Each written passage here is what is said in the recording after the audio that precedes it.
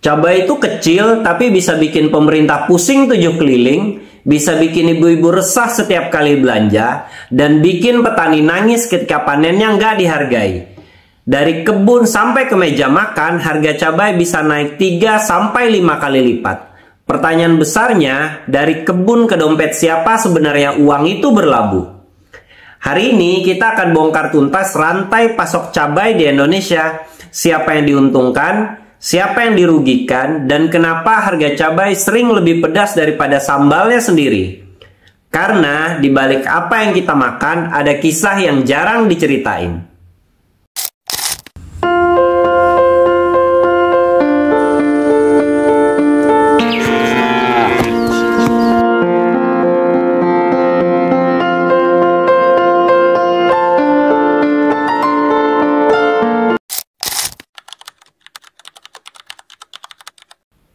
Halo, salam kenal, gua Roni. Di channel ini kita bahas pertanian, perkebunan, dan peternakan dengan cara yang beda tanpa basa-basi. Karena pangan itu urusan kita semua, bukan cuma petani. Kalau kita cuek, kita yang rugi. Kalau lu peduli pangan kita, jangan lupa like, subscribe, dan aktifkan loncengnya biar terus update video menarik selanjutnya. Video kali ini gue pakai baju merah ya, karena kita mau bahas cabai. Pertama, kita mesti lihat dulu sejarah cabai. Cabai bukan asli Indonesia. Tanaman ini tuh datang ke Nusantara sekitar abad ke-16, dibawa oleh Portugis dan Spanyol lewat jalur perdagangan rempah. Tapi menariknya, cabai langsung diterima dan bahkan jadi identitas kuliner kita. Bayangin aja, orang Indonesia tuh makan tanpa cabai itu rasanya hambar. Ada yang bilang lebih baik nggak makan daging daripada nggak ada cabai. Bahkan sebagian orang anggap cabai itu tuh kebutuhan pokok kedua setelah beras. Artinya apa? Cabai itu tuh bukan sekedar sayuran, dia udah jadi bagian dari budaya. Jadi komoditas politik dan jadi penentu stabilitas dapur rakyat. Gimana menurut lo? Bener nggak? Coba komentar di bawah. Kalau kita bicara produksi, Indonesia tuh setiap tahun menghasilkan 2-3 juta ton cabai. Sentra-sentranya tuh ada di Jawa Tengah, Jawa Barat, Sumatera Utara, Sulawesi Selatan, sampai NTT. Tapi masalahnya, produksi cabai itu tuh sangat musiman. Saat panen raya, hasilnya melimpah, harganya jatuh. Tapi begitu musim hujan, banyak tanaman gagal panen karena busuk, harganya melonjak gila-gilaan. Di sisi lain, biaya produksinya juga tinggi. Benih hibrida, pupuk kimia, pestisida, semuanya makin mahal. Akhirnya, petani cabai hidup di lingkaran setan. Waktu harga mahal, mereka nggak panen. Waktu panen, harganya jatuh. Parah kan?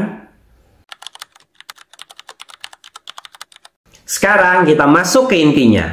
Rantai pasok cabai. Dari kebun, cabai biasanya dijual ke pengepul lokal. Dari pengepul, pindah ke pedagang besar di pasar induk. Dari sana, baru turun ke pengecer atau pedagang pasar tradisional ya. Lalu, akhirnya ke konsumen. Ada beberapa jalur distribusi. Misalnya, petani ke konsumen langsung. Tapi ini paling jarang karena logistiknya susah kan. Lalu, ada petani ke pengecer, baru ke konsumen. Ada lagi petani ke pengepul, ke pedagang besar, ke pengecer, baru ke konsumen. Jadi semakin panjang jalurnya, semakin besar margin yang dipotong perantara.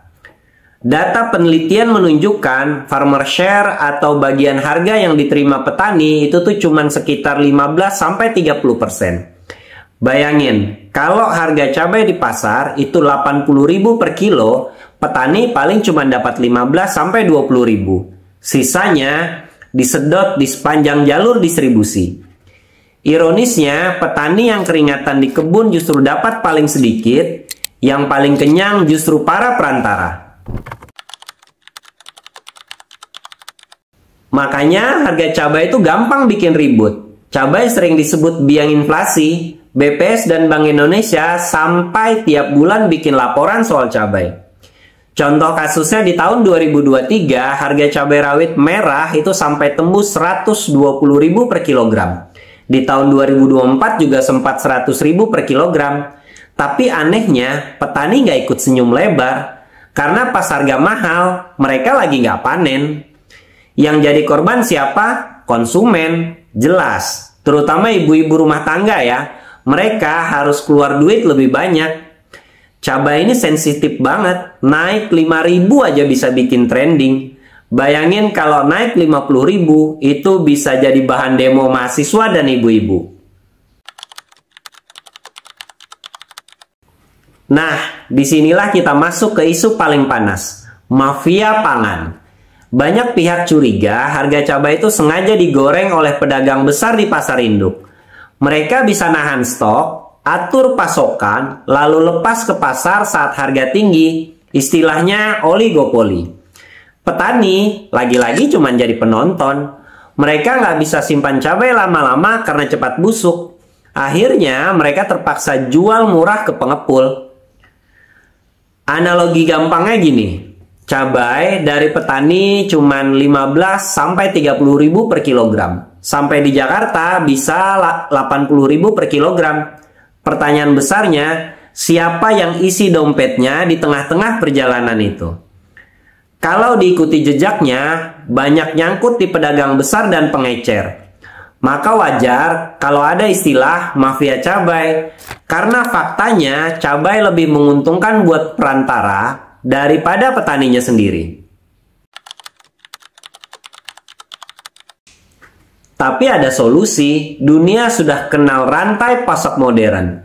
Pertama, cold storage. Dengan pendingin, cabai bisa tahan berminggu-minggu. Sayangnya, fasilitas ini nih jarang dimiliki petani. Kedua, digitalisasi rantai pasok. Sekarang tuh udah ada e-commerce pertanian ya. Ada aplikasi yang bisa hubungkan petani ke konsumen langsung. Ketiga, ide paling canggih nih, blockchain. Dengan blockchain, setiap transaksi tercatat transparan. Nggak bisa dimanipulasi. Jadi, kita bisa tahu cabai dari kebun siapa, dijual ke siapa, dengan harga berapa. Kalau BUMN pangan seperti Bulog atau ID Food benar-benar mau main serius, teknologi ini bisa bikin rantai pasok lebih adil. Lalu, gimana dengan pemerintah? Kementan tuh punya program Gerakan Nasional Pengendalian Inflasi Pangan. Ada juga operasi pasar bareng Satgas Pangan. Tapi jujur aja ya, ini nih sifatnya sering cuman tambal sulam. Gimana dengan impor cabai? Pernah jadi kontroversi ya, apalagi pas harga melonjak.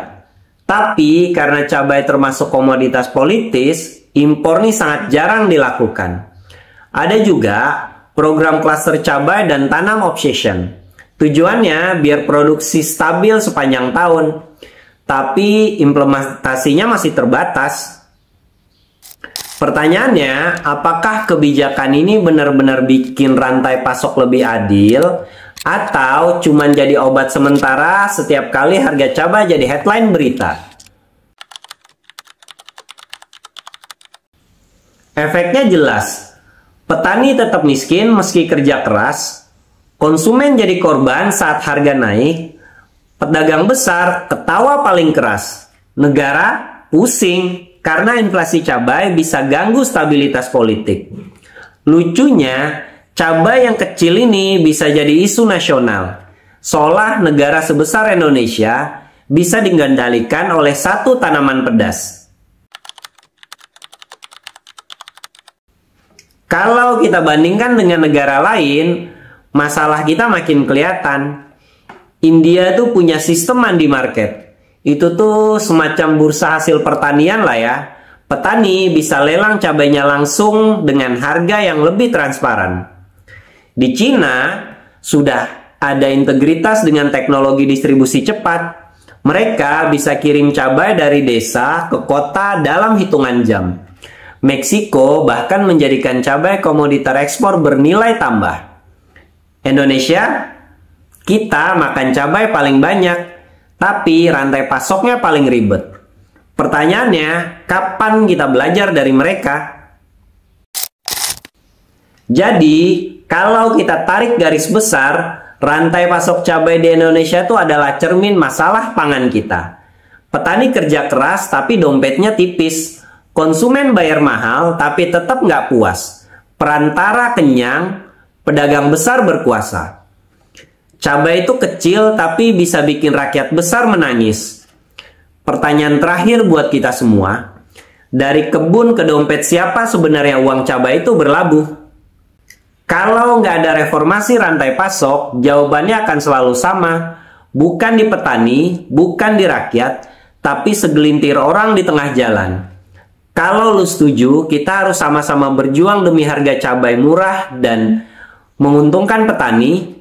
Like, komen, share video ini biar makin banyak orang yang ngerti. Dan jangan lupa subscribe channel ini, karena kita bakal terus bongkar fakta pangan. Semoga bermanfaat, kita ketemu lagi di video berikutnya.